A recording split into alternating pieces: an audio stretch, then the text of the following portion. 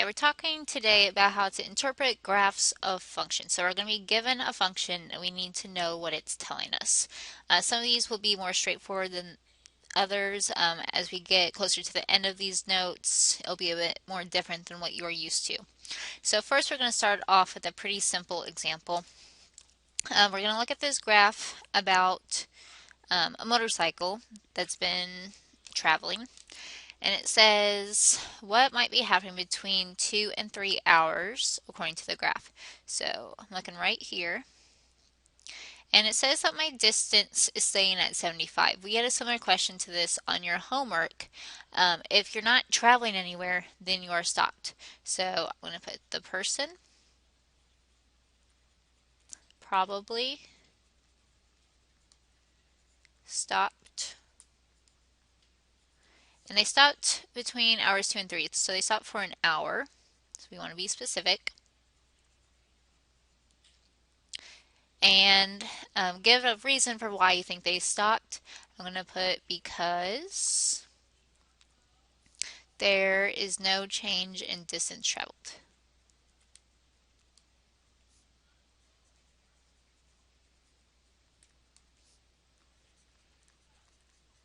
So that would be a very good answer, very detailed, and explains every part of your reasoning. Part B, did the motorcycle go faster between hours 0 and 1 or 1 and 2? So 0 and 1, it looks like they went 25 miles per hour. So it went 25 miles per hour between hours 0 and 1. And then let's look at 1 and 2. Between 1 and 2, they went from 25 to 75. So that's a change of 50. So they went 50 miles per hour. Between hours 1 and 2. So it went faster between hours 1 and 2. So you want to make sure you know how to read a graph. Make sure you're paying attention to what your y-axis is, what your x-axis is, and look at the difference between the numbers. Not necessarily, oh, this went to 75, so between 1 and 2 they went 75 miles per hour. No, they went from 25 to 75, so they went 50. So pay attention to all the details about your graphs. Okay, we're going to move down and start talking about more complex graphs. So to start off, we have some vocab terms. First one is intercept. Intercept is, they are points where the graph will intersect an axis. So it might hit the y-axis, it might hit the x-axis. The next one is the x-intercept. The x-intercept is where the graph will intercept the x-axis. So it's where the graph will hit the x-axis. Next is the y-intercept. So the y-intercept is where the graph will hit the y-axis. And last one is called the line of symmetry. And later on in the year, we'll call this axis of symmetry. For now, it's just a line of symmetry. And this is going to be where if we were to draw a line in the graph, it would cut it in half where both sides, if you were to fold it onto each other, it'd be exactly the same. So looking at number 2, says, is the graph linear or nonlinear? Explain. So we haven't talked about what linear means, but you can probably assume what it means. Linear has the word line in it. So I'm looking for a straight line. So looking at it, yes, that is a straight line. So it's going to be linear because it forms a straight line.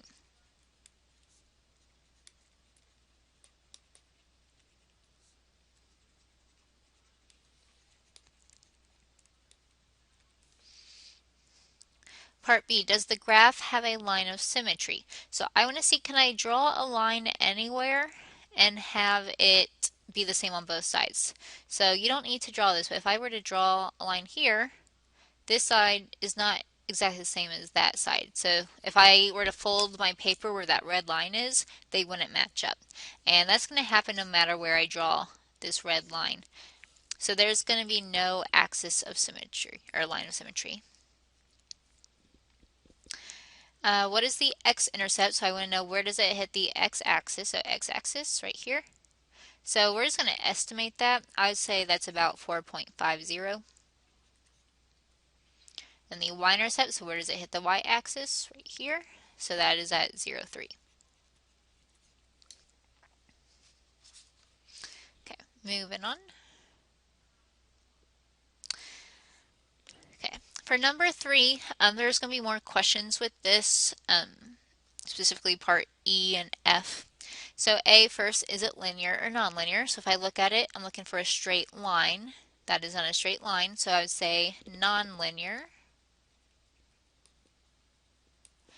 because it curves and is therefore not straight.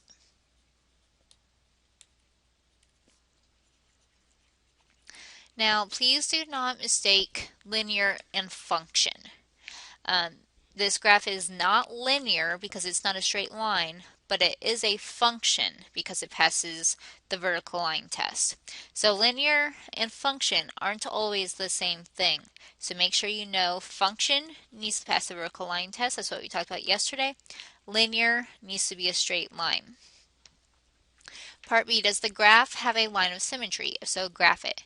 Now, if I were to draw a line about right here, that's a horrible line, I'm sorry, it should be straight. If I were to draw that red line and I'd act like this was a paper and I folded it on that red line, both sides would match up perfectly. So the left side would match up with the right side. So yes, it has a line of symmetry and I just drew it.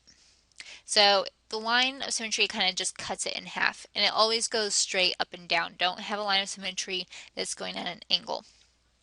Part C, what are the x-intercepts? So I have one right here and right here. So the left one is at -4, 0.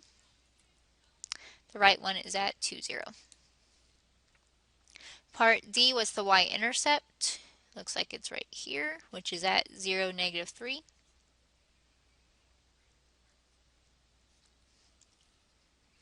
And then the end behavior, I'm looking at the ends of my graph, so I'm looking here and here. So if I notice, those arrows are pointing up, which means both of my endpoints are increasing. So both endpoints are increasing. We'll get a little bit more specific with that with the next couple of examples, but since both endpoints are increasing, I'm just going to say that they're increasing. Part F, are there any relative maximums or minimums? So we haven't talked about this. A relative maximum or minimum is just any time there's like a change in the graph where there's a curve. So I have a curve right here. So since that is at the bottom part of my graph, I'm going to call it a relative minimum.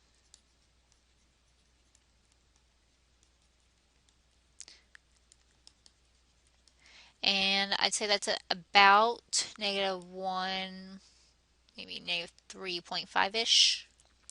So again, relative minimum is just a curve that is lower on the graph. A relative maximum would be a curve that's on the top part of the graph. So we'll see an example of that here in a little bit. Okay, number 3, find any relative maximums or minimums. Identify the end behavior and draw any lines of symmetry. Okay, so starting off with the maximums or minimums. So it's just anytime there's a curve. So there's a curve right here. Since this curve is going up, I'm going to call that a relative maximum, and I'm just going to abbreviate that. And then there's a curve right here. Since that curve is going down, that's going to be a relative minimum. Another way to think about it, the maximum is higher than the minimum, like literally higher. Okay, the end behaviors, so I'm going to look at the end of the graph. So here's the end. So it looks like this one, the y is decreasing, so the line is going down. So y is decreasing. And then this endpoint, it looks like my y is increasing, it's going up.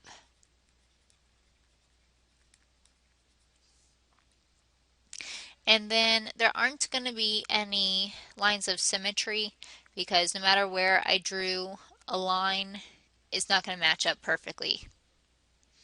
So don't try to draw one going this way because that's not going to work. It has to go straight up and down. Okay, let's look at the next one and the final one. So here is a curve. That one's low, so that's going to be a relative minimum. Here's a curve. That one's higher, so that's a relative maximum. And then here's one way down here. It's a relative minimum because it's lower. Okay, so here's an endpoint. And here it looks like the y is increasing because the line is going to go up. And then same thing here, the line's going up, so y is increasing. Now I just realized I wrote increases over there, not increasing. Okay, sorry about my handwriting. Okay, and again, no lines of symmetry because I can't draw a line anywhere and have it fold onto each other. So the only time you're going to really see a line of symmetry is if it's like the example 3, where it's just a single curve. You can also see it if it's like a straight line going perfectly left and right, or a straight line going perfectly up and down. So other than that, you probably shouldn't have a line of symmetry. Okay, so if you have any questions while working on your homework, feel free to email me.